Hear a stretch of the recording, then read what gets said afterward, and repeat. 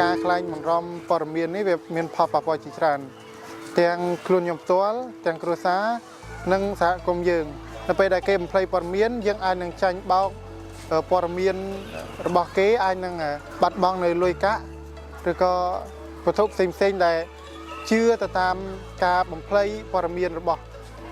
ដែលគេបានបង្ហោះឬក៏ផ្សាយមកកាន់យើងចំពោះសង្គមធ្វើឲ្យសង្គមមានភាពវឹកវរដោយសារតែព័ត៌មាននោះបានបំភ្លៃនិយាយពីការមិនពិតនៃសង្គមជាក់ស្ដែងរបស់យើងចំណាប់អារម្មណ៍របស់ខ្ញុំថ្ងៃនេះពិតជាសប្បាយរីករាយនិងសោមនស្សខ្លាំងណាស់ដែលបានចូលរួមក្នុងកម្មវិធីយុទ្ធនាការនិយាយថាទេចំពោះព័ត៌មានคล้ายៗជំហានទី2ដែលបានឲ្យយុវជនឬក៏សិស្សានុសិស្សនៅក្នុងវិទ្យាល័យរវាងទាំងមូលបានយល់ដឹងពីព័ត៌មានคล้ายៗផលប៉ះពាល់និងផលចំណេញនៅពេលដែលយើង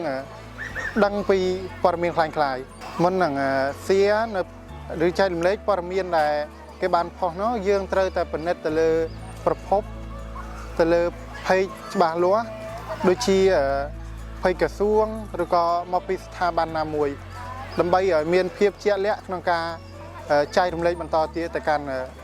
អ្នកដទៃនៅបណ្ដាញសង្គមចំពោះខ្ញុំសំណូមពរឲ្យបងប្អូននៅសហគមន៍ឬក៏សិស្សានុសិស្សយើងត្រូវស្វែងយល់បន្ថែមពីប្រភពព័ត៌មានដែលគេផ្សព្វផ្សាយមកคล้ายៗត្រូវយល់ឲ្យបានច្បាស់មុននឹងចែករំលែកជៀសវាងមានផលប៉ះពាល់ជាច្រើននៅក្នុងទាំងយើងផ្ទាល់ទាំងសហគមន៍និងគ្រួសារយើង